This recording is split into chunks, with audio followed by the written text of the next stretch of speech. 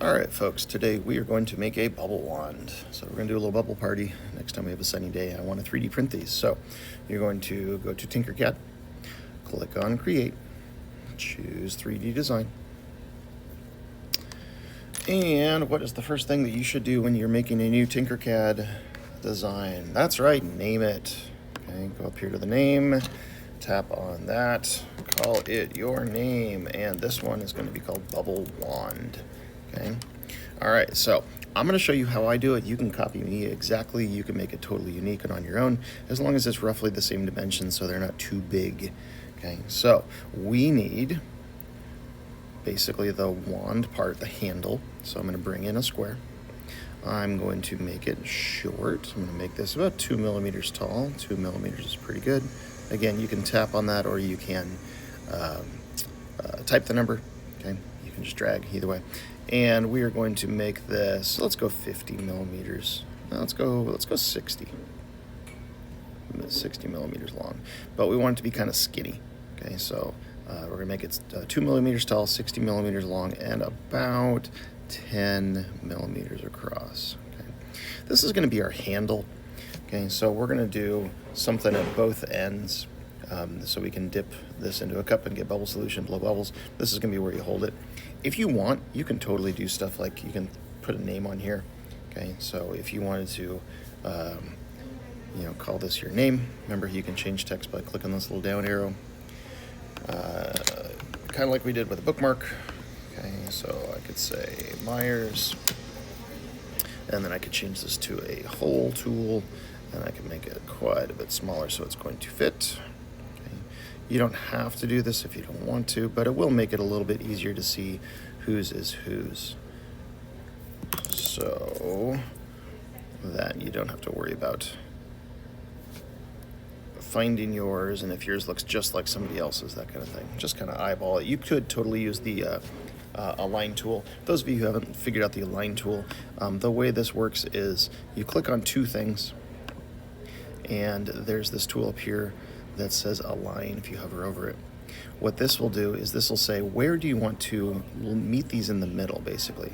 If I want this to be centered left and right, I'm going to click on this little circle right here, and that'll center it left to right. So it's perfectly centered in the middle, left to right of my wand handle. And if I wanted it to be centered top to bottom, I'm going to click on that middle circle.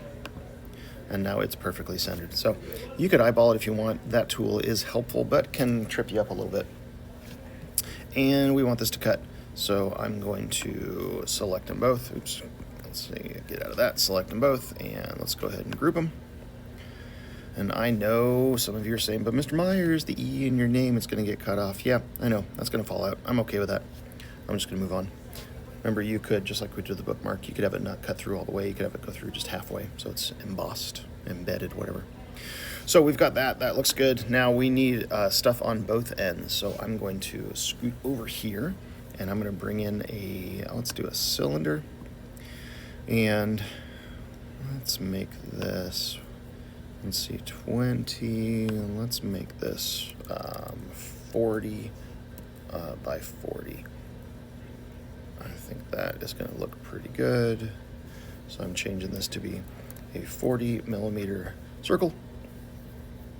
That might be a little bit too big. Let's bump that down to 30.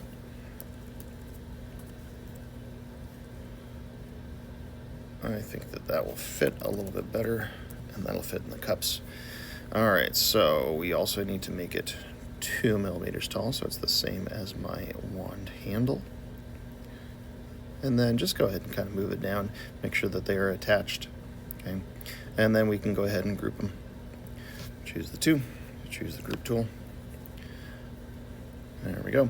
Now what we need for this to be a bubble wand is we need a hole in the middle.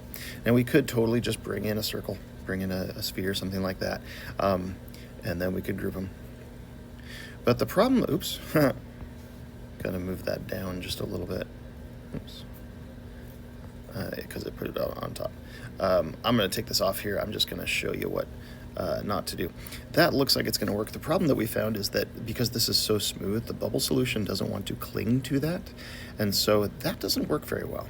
So there's a couple of things that you could do. You could totally use like the line tool and kind of, make some teeth that go around, or you could use the scribble tool and do the same thing. But what we found last time we did this is instead of bringing in a sphere, okay, or a cylinder, I'm going to search for the word gear, okay? And these gears, okay, so especially this one, look, come on. There we go. It's got some teeth, okay? And so we could kind of move it like that, okay?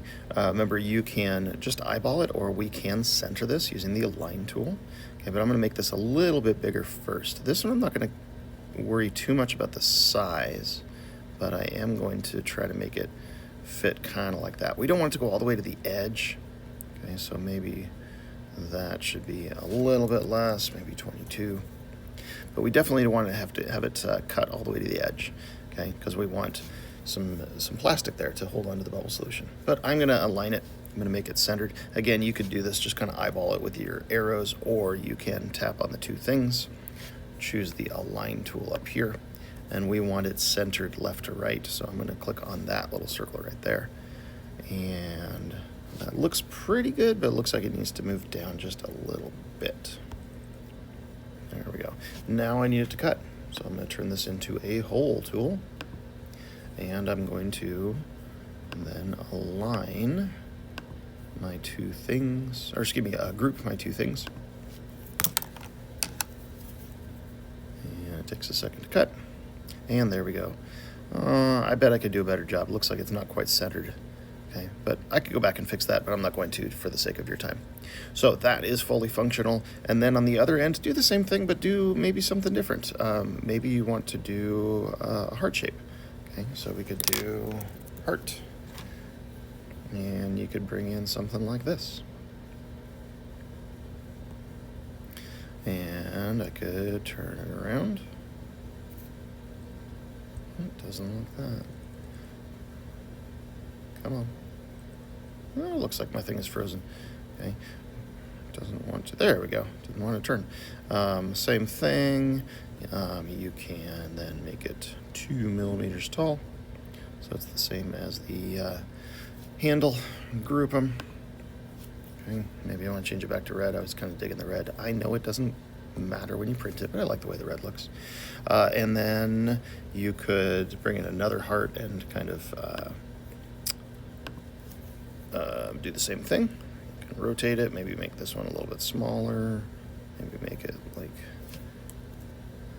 let's do 19 by 19. I don't know.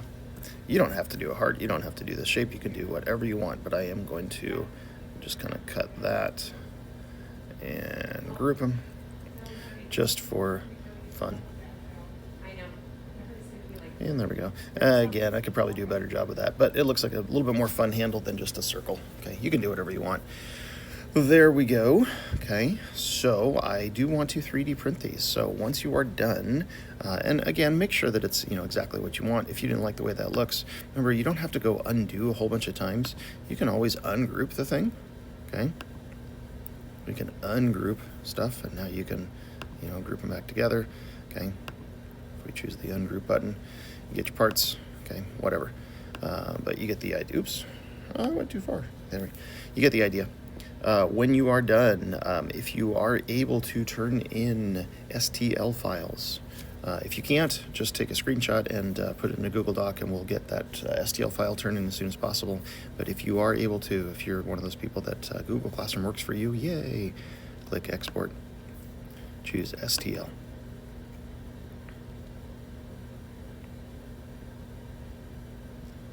And then save it to your files, and then go to Google Classroom to turn in the Bubble Wand STL file. That's the file type that I can print. And then when we get these all printed off, we'll take a little fun time out in the courtyard and have a little bubble party. Okay, so there you go. That's how you do a Bubble Wand. If you like your first one, awesome. If you want to do a second one, you probably have time for that. Have fun.